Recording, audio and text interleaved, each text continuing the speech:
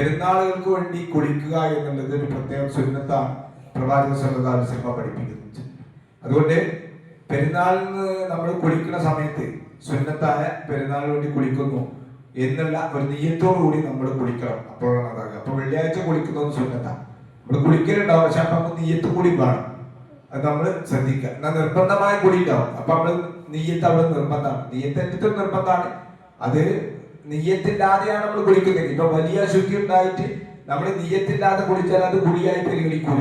നമ്മൾ നിസ്കാരം മറ്റാരാധനാ കർമ്മങ്ങളും സ്വീകരിക്കൂല.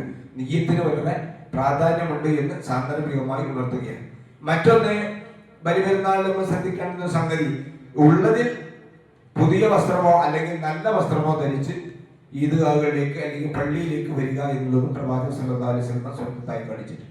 മറ്റൊരു കാര്യം, സുഗന്ധം പൂശുക എന്നുള്ളതും ഇതൊക്കെ നമുക്ക് അറിയുന്ന സംഗതിയാണ്, ഓർമ്മപ്പെടുത്തുന്നു മാത്രം.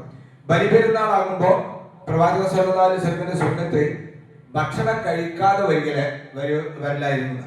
ചെറിയ പെരുന്നാളാണെങ്കിൽ അല്പം ഭക്ഷണം കഴിച്ചായിരുന്നു പ്രവാചകൻ സല്ലല്ലാഹു അലൈഹി വസല്ലമ ഈദ്ഗാഹിലേക്ക് വന്നിരുന്നത്.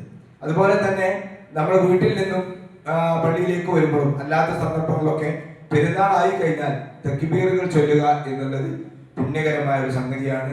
ബലിപെരുന്നാളിന്റെ ദിവസമാകുമ്പോൾ ദുൽഹജ്ജ് 13 അസർ നമസ്കാരം വരെ നമുക്ക് തക്ബീറുകൾ ചൊല്ലാന്നുള്ളതാണ്. ചെറിയ പെരുന്നാളിന്റെ മാതിരിയാണ്.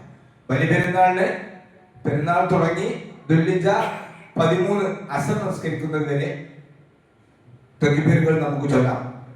മറ്റൊന്ന്, പുണ്യമായ റസൂലുള്ളാഹി പറഞ്ഞിരിക്കുന്നത് വീട്ടിൽ നിന്ന് ഈദ്ഗാഹിലേക്ക് ഒരു വഴിയിലൂടെ പോവുകയും മറ്റൊരു വഴിയിലൂടെ തിരിച്ചു പോവുകയും ചെയ്യുക. അങ്ങനെ സൗകര്യമുള്ള ആളുകൾ ചെയ്യാവുന്നതാണ്. അതുപോലെ തന്നെ ഈദ്ഗാഹിൽ വെച്ച് നമസ്കരിക്കലാണ് പ്രവാചകൻ സല്ലല്ലാഹു അലൈഹി വസല്ലമിന്റെ സുന്നത്ത്. നമുക്ക് ഇൻഷാ അല്ലാഹ് സൗകര്യമുണ്ടെങ്കിൽ, കാലാവസ്ഥ അനുകൂലമാണെങ്കിൽ ഈദ്ഗാഹ് ആയിരിക്കും, അല്ലെങ്കിൽ നമ്മൾ പള്ളിയിൽ വെച്ച് തന്നെ ആയിരിക്കും നമസ്കരിക്കുന്നത്. അതുപോലെ തന്നെ പെരുന്നാൾ നമസ്കാരവും സുന്നത്താണ്. നമ്മൾ മനസ്സിലാക്കേണ്ട സംഗതിയാണ്. നമ്മുടെ ജുമാ നമസ്കാരം നിർബന്ധമാണ്, എന്നാൽ പെരുന്നാൾ നമസ്കാരം സുന്നത്താണ്.